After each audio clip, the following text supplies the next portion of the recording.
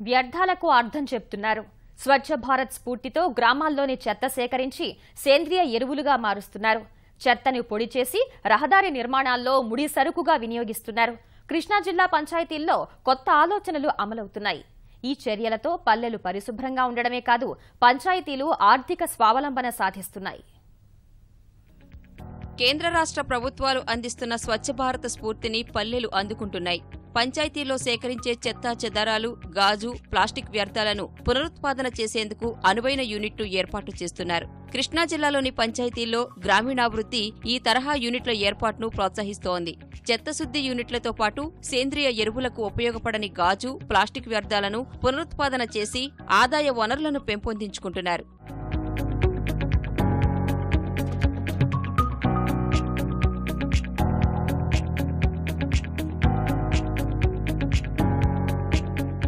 స్వచ్ఛ కంకిపాడులో భాగంగా ఇటీవల గ్రామానికి పునరుత్పాదక యూనిట్ మంజూరైంది. ఇక్కడ ప్లాస్టిక్ వ్యర్థాలు, సంచులను చిన్న చిన్న ముక్కలుగా చేసేందుకు వీలైన యంత్రాలు సమకూర్చారు. పొడిగా మారిన చెత్తను సంచుల్లో నింపుతున్నారు.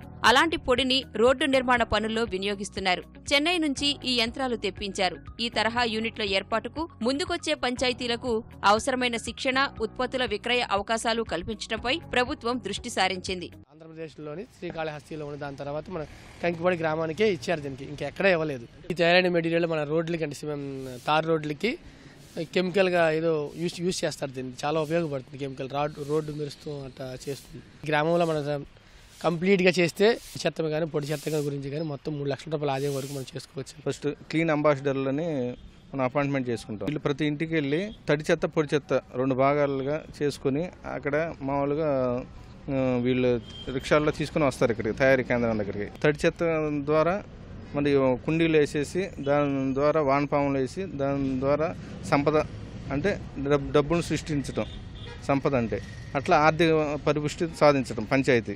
దీనివల్ల లాభాలు చెత్తల డంపింగ్ అంటే ప్లేస్ కొరత ఒకటి తగ్గుతుంది, తర్వాత దోమలు పడి తగ్గుతుంది, ఎప్పటికప్పుడు డిస్పోజల్ అవుతుంది. కాబట్టి రోడ్లన్నీ శుభ్రంగా ఉంటాయి. ఎవరు కూడా ఇంటి దగ్గరే తడి చెత్త, పొడి చెత్త 2 బుట్టలు ఇచ్చి అలా కలెక్ట్ చేస్తాం.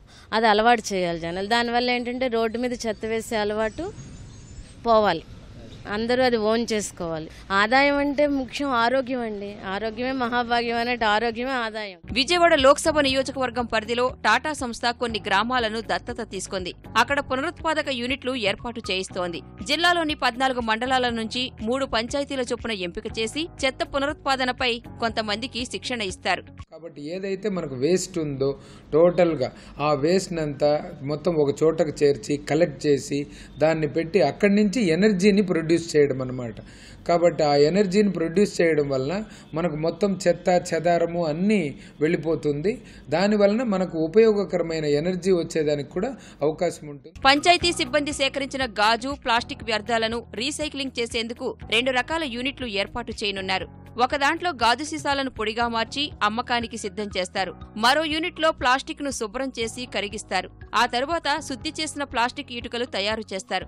వాహనాల అద్దాల తయారీ పరిశ్రమలకు గాజు పొడిని, ప్లాస్టిక్ వస్తువుల తయారీ పరిశ్రమలకు ప్లాస్టిక్ ను విక్రయిస్తారు. మరికొన్ని చోట్ల సేంద్రియ ఎరువులు తయారు చేస్తున్నారు. ఇందుకోసం ఆయా కంపెనీలు, పంచాయతీల మధ్య ఒప్పందం కుదిర్చే బాధ్యతను ప్రభుత్వం తీసుకుంటోంది.